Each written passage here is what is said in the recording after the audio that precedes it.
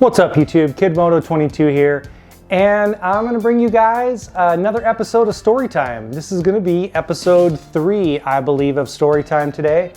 And what I want to talk to you guys today about is how I afford to buy parts for my bike.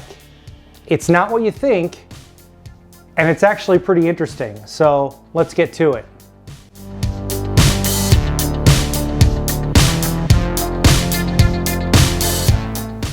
Welcome back YouTube, this is KidMoto here, and I'm talking to you guys today, episode 3 of Storytime. And so I'm talking to you guys today about how I afford to do the mods and put parts on my bike. And so, contrary to what most people might think, not everybody that does motovlogging and does content creation gets their parts for free.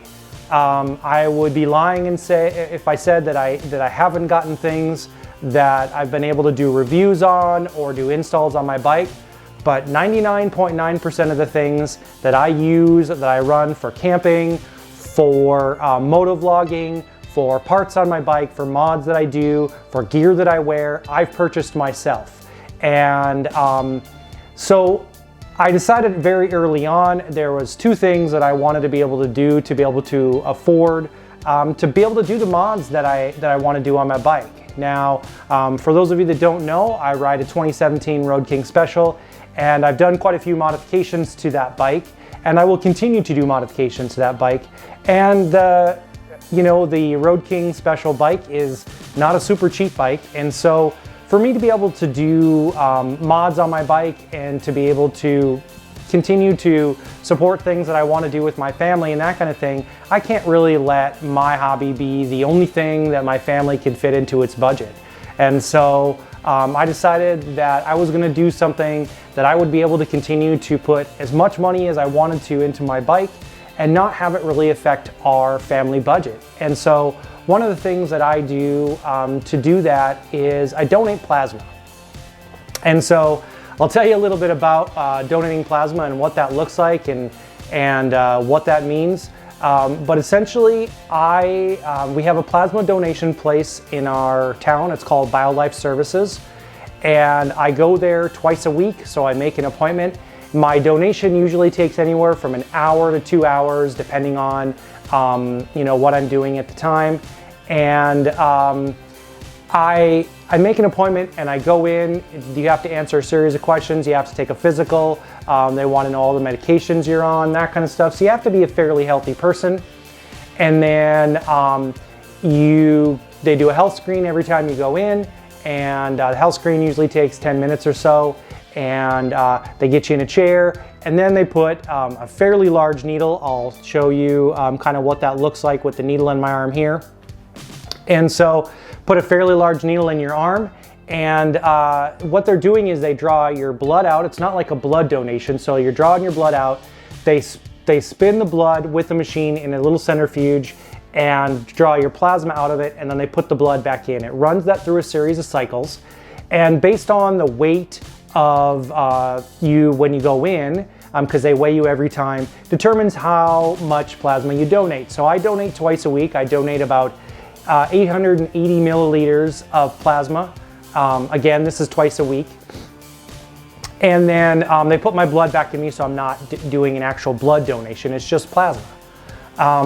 So the cool thing about this is there's kind of 2 things that are cool. Number 1, they're paying me for my plasma.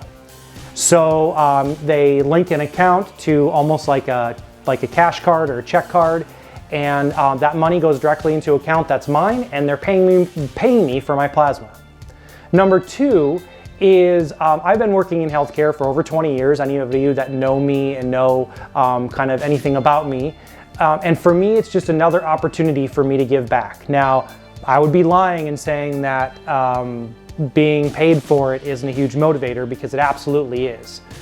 But I'm also giving back. So blood and blood products, and specifically plasma products, are a huge thing that's used in the medical community for all kinds of things. And so my plasma goes, it's tested, it's stored, and then sent off to hospitals all over the country where they can use that plasma for for life-saving means. So people that can't use blood products, they can use fresh frozen plasma and those kind of things.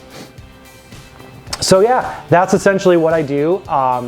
And then after you do your plasma donation, and I'll throw another picture up right here, you'll be able to see kind of where they're running the saline back in. So they'll run saline back in to me after I do the donation, and that saline will allow me to continue to donate because it's replenishing fluids afterwards. So twice a week, I go in, I donate plasma, they run saline back in afterwards, I wear a bandage on my arm for a little bit, and that's about it. And I'm getting paid for it. So there you go. That's my story time for you for today, which is how I'm affording my Harley parts. I'm donating plasma. Save a life, get parts, it's a win-win, right? I don't know, but check it out for yourself. If it's something that you're interested in, get out there and look and see if you have a plasma donation place in your area. Could be a way for you to upgrade your motorcycle or upgrade the parts on your bike that you have right now. Anyway, that's my story time for today. If you like what I'm doing, give me a thumbs up. You hit the subscribe button. I'll put another video link up here to another video of mine that you might like. And yeah, I'll also hit a link for subscribing. If you want to subscribe and if you like what I'm doing, please do that. This is Kid Moto. I'm out.